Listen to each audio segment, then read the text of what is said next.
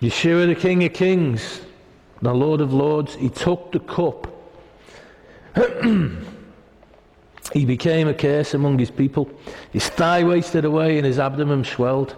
He suffered for us. He endured the curse of the unfaithful wife. And even before he was taken, he suffered because he knew what was to come. Luke 22:44, being in agony, he prayed more earnestly, and his sweat was, as it were, great drops of blood falling down to the ground. Such was the state of anxiety that he was in. Isaiah 52:14 says, as many were astonished at thee, his visage was so marred more than any man, and his form more than the sons of men.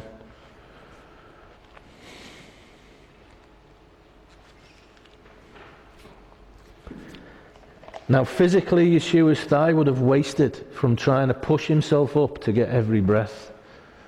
And science says that his lungs would have filled with fluid, thus pulling them down and forcing his abdomen to swell out.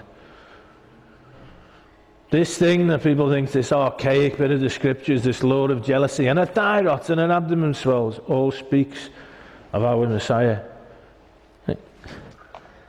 How much he loves us and what he went through for us.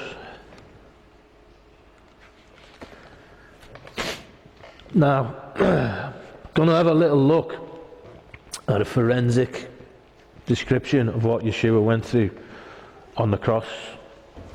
Okay? The journey of Christ's passion, and it's from, I don't even know who it's by, I did try to find out, but I don't know. The journey of Christ's passion and death begins in the Garden of Gethsemane. We recall in scriptures that he went there after the Last Supper to pray. Gethsemane means olive press, so we know that it was an olive orchard, and it would have been springtime, so the olives would have been ripe and smelling good.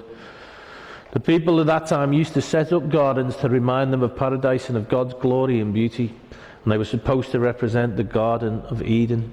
This would have been a beautiful place, but for Yeshua there were other things on his mind. We read in the Gospel of Luke that as he prayed, his sweat became like drops of blood, and that is a medical term called hematidrosis, which happens when someone is under great stress because they know that they are about to die. Because of this stress and anxiety, the tiny blood vessels around the sweat glands burst and mix with the sweat. This is then brought to the surface with the sweat appearing and being droplets of blood. Hematidrosis leaves the skin extremely sensitive. Minor pressure on the skin could result in excruciating pain. Those suffering from hematidrosis often scream in agony at the slightest touch because their skin is so sensitive. Late in the night, Judas comes with a mob to arrest Yeshua. We read in the scriptures that Judas betrays Yeshua with a kiss. Many people are often curious why this is, and it actually makes a lot of sense. The people of that time didn't have the flashlights we have today. They carried torches and small oil lamps. In comparison, they didn't give off as much light. Yeshua and his apostles would have all been wearing white. They would have all had beards, and they would have all had their heads covered. It would have been hard to distinguish them apart. Therefore, Judas says, the one I kiss will be him. But imagine how painful it was for Yeshua to be kissed after the blood vessels beneath his flesh had burst. And never mind just how physically that would have hurt him, and imagine how much it hurt him spiritually as well. That night, can you imagine? That place is a beautiful place, and they all descend upon him. And he's already physically in a state of agony. And he's betrayed by somebody he would have counted as a friend. After taking Yeshua from the garden, he was questioned by Pilate, Herod, and the Sanhedrin. And he was mocked. And we read that the mob blindfolded him, punched him, mocking him by asking him to prophesy which one had hit him. It's important to remember that throughout this time where he was harassed and questioned, he did not have anything to eat or drink, nor did he sleep. His body would have been fatigued, and it is likely from the hematidrosis that he would have been dehydrated. Early in the morning, Pilate had enough, and he wanted to satisfy the Sanhedrin. He thought by having Yeshua scourged, it would be enough. Scourging has got to be one of the most terrible tortures there are. When a person was scourged, they were tied naked to a pole and whipped several times. The Romans used a flagrum or flagellum to do the scourging. This was a wooden handle with thongs of rawhide were attached onto it. Lead, bone, glass and spikes were attached at the end, arrayed in a dumbbell-shaped pattern. When flicked at a body, the dumbbells would wrap around the victim and embed into the flesh. And once it's pulled out, the victim would bleed profusely. Over a series of beatings, a mist of blood would envelop the area around the victim. The victim was soon unrecognizable. With Yeshua's skin being extremely sensitive from the hematidrosis, the pain Yeshua would have experienced would have been unfathomable. And by Jewish law, a person was only allowed to be scourged by a maximum of 40 times. Usually they only scourged them 39 because 40 was an unlucky number. However, Yeshua was not tried under Jewish law, he was tried under Roman law. By Roman law, there was no maximum number. The victim were going to be crucified, they would only beat them mildly, so they would still have some strength. If the victim were not going to be crucified, the Romans were allowed to beat the victim within an inch of their life. Yeshua, at the time of the scourging, was not going to be crucified. Now, whether or not you think the Shroud of Turin is true or not, I don't know, but there were 160 scourge marks found on it. While a body is being scourged, water and other fluids gather around the pleural sac near the heart and lungs. This is called pleural effusion and plays a significant part in the scriptures where he said blood and water came from his side. Yeshua would also have lost a lot of fluid in the form of blood and sweat, making him very weak. And once Yeshua was properly scourged, his torturers sought to need to humiliate and torture him more. They draped a rough cloth over him and placed on his head a crown of thorns. And most people think of the crown of thorns as a circlet. Now, many have envisioned this. In all actuality, the crown was probably more like a cap, and this would have been easier to create in that time because they didn't have hand armour, and they forced it upon his head. It would have looked more like a cap. After all, king's crowns, in that they were actually made out of flowers in a cap-like shape. A thorny cap would sufficiently mock Yeshua as the king of the Jews and keep with the norm of the day. It is believed that the crown of thorns was made from a base of a Ziziphus spina Christi plant filled in with the Gundelia Torna forti plant, which in the springtime has 1 to 2 inch thorns as well as flowery bulbs. When the cap of thorns was placed on Yeshua's head, the spikes would have irritated or penetrated the trigeminal lobes in the front of the head as well as the greater occipital lobes in the back of the head. An immense amount of pain would start from the head and spread throughout the whole body. People who have damaged either of these lobes today usually freeze in pain. Most of them commit suicide because the pain is so great and doesn't go away. To make matters worse, Yeshua's torturers mocked him and hit him on the head with reeds, forcing the cap of thorns to penetrate further into his skull. Shortly after his scourging, Pilate ordered that Yeshua be shown to the Sanhedrin. They still were not satisfied. It was obvious to Pilate that the only way they could satisfy the Sanhedrin was to have Yeshua crucified.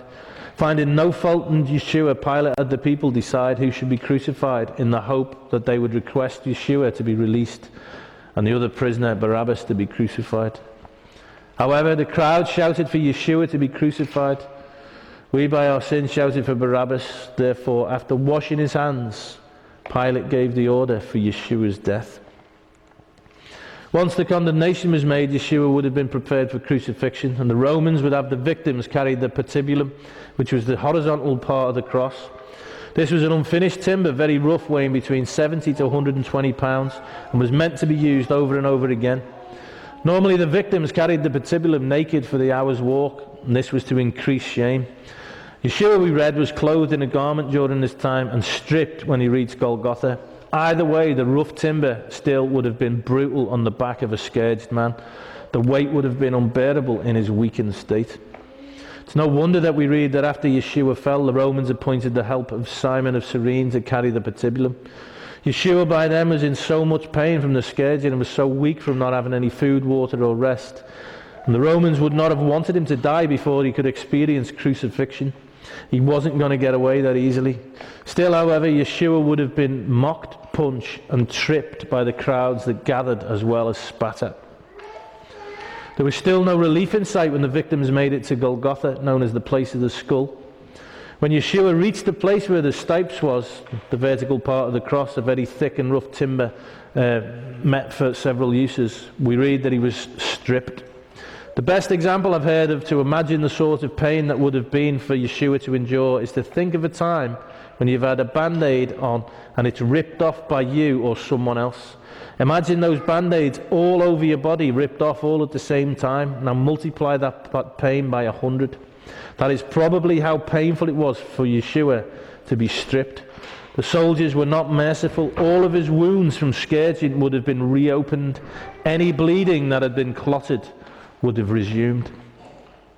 And after he was stripped, Yeshua would have been laid down on the patibulum, whereupon a 7-inch nails were driven through his wrists, not his hands. Despite what art tells us, the Romans would experience the crucifixion. They knew that if you nailed someone by the palms, the nail would rip through the hand and the victim would fall off the cross. The palm could not support the weight of the body. However, if a nail were driven through the wrist in a place called the space of Destot, the 3 wrist bones located there would have moved aside, creating a hole for the nail to go through. The wrist would also be able to support the weight of the body, and in biblical Greek the word yad is the same for wrist as hand. When the nails were driven through the wrist, the pain the victim would have experienced is almost unfathomable. The nail would have irritated or ruptured the median nerve, causing what is called Kurzalga, which causes a lightning-sharp pain that spreads throughout the entire body. Patients today who suffer from this are in so much pain that not even morphine can help to relieve it. Also, when the median nerve is damaged, as discovered by Dr. Pierre Barbeau in 1932, there is a sudden and permanent reflex of the thumb snapping inward to the palm. This is similar to trigger finger. From this point forward, the victim would have no use of his thumbs. And after Yeshua was nailed through the wrist, he would have been hoisted onto the stipes, and a nail would have been driven through his feet. This would cause rupture or irritation to the plantar nerves, which would have the same type of pain that is associated with the median nerve in the wrists. It's important to note that while Yeshua was on the cross, he would have been completely naked. This was intention to bring about a great amount of shame and humility, to show that the victim is helpless and is nothing, as well as to show the power of the Romans. It was not uncommon that while victims were on the cross, birds of prey would be nipping at their flesh and insects would feast on them, covering them as they do with freshly hit roadkill. The pain and humiliation Yeshua would have been going through is indescribable. To make matters worse, crucifixion is a slow process of, among other things, suffocation. In order to inhale, the victim had to hang by the nails in their wrists. However, to exhale, the victim had to transfer their weight from their wrists to their feet, pushing on the nail in their feet in order to lift themselves up. This constant up and down motion would have caused excruciating pain from the nails as well as the back rubbing up and down the stipes. The cap of thorns, provided Yeshua was still wearing it on the cross, probably was, would have been constantly moving on his head by hitting the stipes. There was no comfort on the cross. While Yeshua was on the cross, his body would have been going through a variety of states. His stomach would have stopped functioning altogether, possibly causing the stomach acids to drain into the intestines. His heart would be beating faster and faster. His lips would begin to protrude from his mouth, and his mouth would become so dry. His tongue would dry out and cleave to the roof of his mouth. This would all cause him to have an extreme thirst, which is noted by Scripture when he said, "I thirst." There would not be enough blood going to all his muscles. Even the heart was beating faster. All of his systems would have begun to shut down. He would lose control of his bowels, causing further humiliation. Sweat, high in urea due to the beating he endured, would have covered his body as well as his blood. His legs would have been unbelievably swollen. His blood pressure would be extremely low. He would be breathing very heavily until finally his heart would stop.